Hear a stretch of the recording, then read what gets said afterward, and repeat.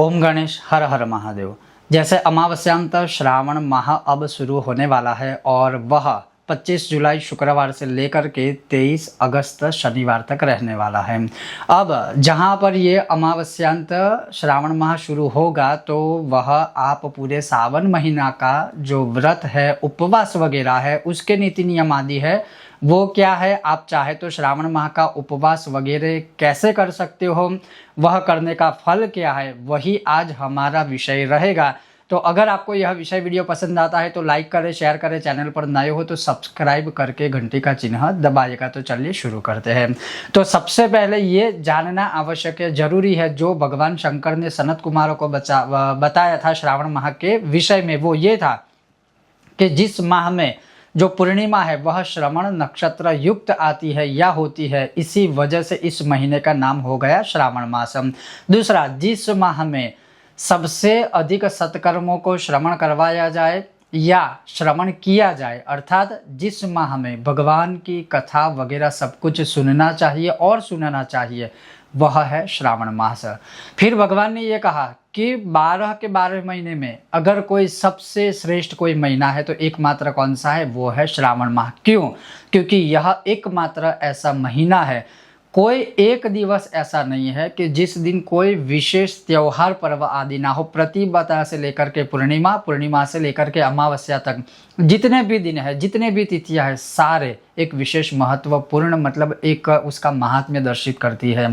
तो इसीलिए श्रावण माह बहुत अद्भुत और श्रेष्ठ है। अब भगवान ये कहते हैं कि श्रावण माह में कोई विशेष करके अगर मेरी पूजा करता है या श्रावण माह का उपवास वगैरह करता है तो उससे बड़ा मेरा प्रिय भक्त कोई और हो नहीं सकता। जैसे शुरुआत हम करते हैं कि अगर आपको श्रावण माह करना है तो आरंभ कहाँ से करना है, तो अमावस्या से। जैसे इस बार जो अमावस्या कल अर्थात 24 तारीख को अमावस्या रहेगी। सबसे पहला प्रश्न ये कि श्रावण माह का उपवास पूरे महीने का किस दिन से शुरू किया जाए? प्रतिपदा से, मतलब 25 जुलाई से या 24 जुलाई से। तो 24 जुलाई से आप आरंभ करें ताकि आपका जो शरीर है उसके अनुकूल दूसरे दिन से हो जाए। तो 25 जुलाई से यह उपवास नहीं, किंतु 24 जुलाई जो अमावस्या है इस बार, वही से आप आरंभ करें। कैसे करना है? तो अमावस्या के दिन पूरा दिन आपको सात्विक भोजन करना है। सायंकाल को सूर्यास्त से पूर्व आपको एक बार भोजन कर लेना है, फिर रात्रि काल में कुछ भी नहीं खाना है, भूमि शयन करना है। यही से आरंभ होगा। अब दूसरे दिन अर्थात 25 जुलाई से जो पूरे महीने का व्रत अगर आप लेते हो, आप अपना नित्य पूजा पाठ आदि संपूर्ण रूप से पूर्ण कर लीजिए। फिर घर में ही या शिवालय में आप जाए या घर में ही भगवान के सामने बैठकर अपने हाथ में जल लेकर के आपको संकल्प लेना है। और वो संकल्प जब आप लेते हो तो ये याद रखिएगा, संकल्प जब हम लेते हैं तो फिर उसको पूर्ण रूप से पालन करना ही होगा। तो उस हिसाब से आप संकल्प लीजिएगा। जैसे कि मैं पूरे महीने तक यह श्रावण माह करूँगा या करूँगी, तो ये एक संक्षिप्त मैंने उदाहरण बताया। अब अगर आपको यह श्रावण माह का उपवास करना है तो आप कैसे कैसे कर सकते हो? सबसे पहला, जलाहारी, जो कठिन है, एक महीने तक सिर्फ जल पर रहना। लेकिन मैं जो शास्त्रों में लिखा है सिर्फ आपके ज्ञान के हेतु के लिए आपको बता रहा हूँ। दूसरा है पयः, अर्थात पूरे महीने तक सिर्फ दूध पिएंगे।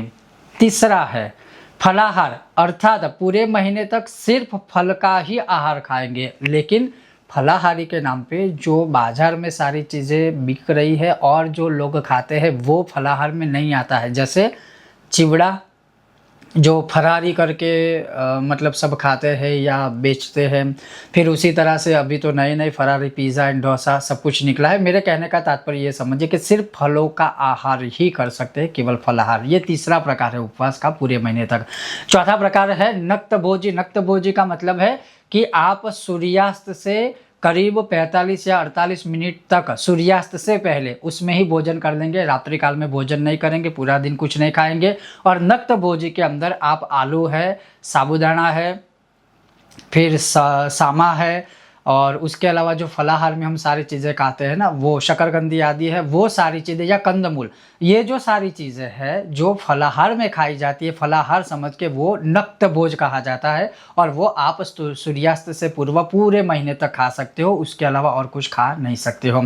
और चौथा ये है देश काल समझ अनुसार, एक समय आप भोजन करें, एक समय आप केवल फलाहार करें, एक समय भोजन और एक समय केवल फलाहार, फिर पूरे दिन खा नहीं करना है, तो फिर वो व्रत उपवास का कोई मीनिंग नहीं है। इस प्रकार से आप यह उपवास कर सकते हो। अब ये हो गया उपवास का नियम।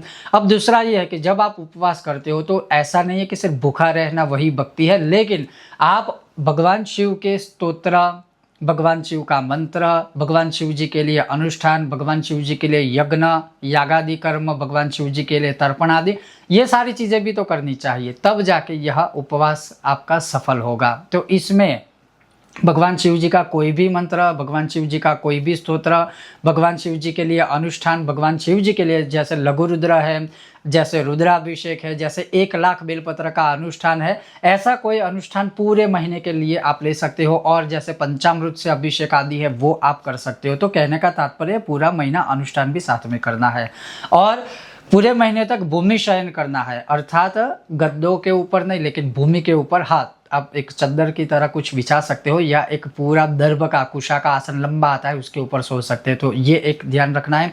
दूसरा, पूरे महीने तक आप शेविंग नहीं करवा सकते हो, दाढ़ी बाल कुछ भी नहीं कटवा सकते हो, नाखून भी नहीं काट सकते हो। ये सारे नियम का आपको पालन करना होगा।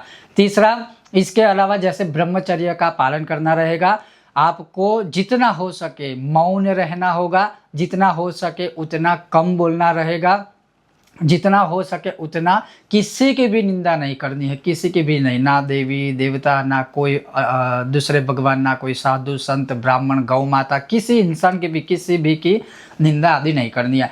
इस प्रकार से आप पूरा महीना जब उपवास, मंत्र, स्तोत्र, अनुष्ठान, यज्ञ यागादि तर्पण या फिर ये सारे नियमों का पालन करते हो, इस प्रकार से आप पूरे सावन माह का अनुष्ठान करना चाहते हो, अर्थात पूरा महीना व्रतोपवास करना चाहते हो, तो आप कर सकते हो।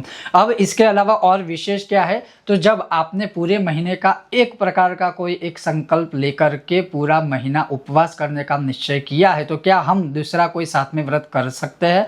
जी हाँ, कर सकते हैं। अब दूसरा व्रत, जैसे मानिए कि श्रावण माह में आपने पूरे महीने का संकल्प लिया है, बीच में एकादशी आएगी, 2 एकादशी आएगी, तो क्या एकादशी और श्रावण माह दोनों एक साथ कर पाएंगे? जी हाँ, कर सकते हो।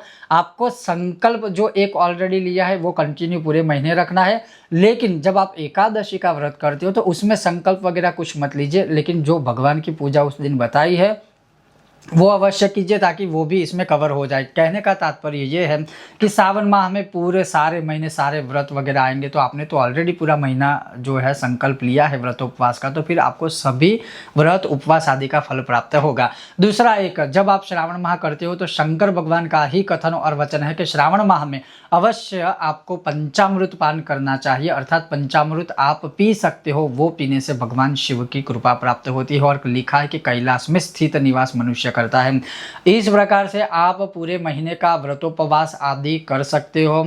मतलब ये मानिए कि शिव की समान शिवमय बन जाइए, सिर्फ भगवान शिव की आराधना, पूजा, अनुष्ठान, व्रतोपवास आदि कीजिए। हाँ, जो लड़कियां हैं, महिलाएं हैं, उनका जो मासिक धर्म होता है वो 5 दिन छोड़ दीजिए, बाकी पूरा महीना कंटिन्यू रखिए, आपको फल तो पूरे महीने का ही प्राप्त होगा। कोई निश्चिंत रहिए, कोई चिंता करने की आवश्यकता नहीं है। तो कहने का तात्पर्य है कि जो अमावस्याम श्रावण माह शुरू हो रहा है और उसका उपवास, व्रत, नियम आदि आप क्या ले सकते हो, किस प्रकार से ले सकते हो, वही मैंने आपको बताया। अगर आपका इससे जुड़ा कोई विशेष प्रश्न हो आप कमेंट बॉक्स में पूछिएगा, अवश्य उचित हम उत्तर देने का प्रयत्न करेंगे।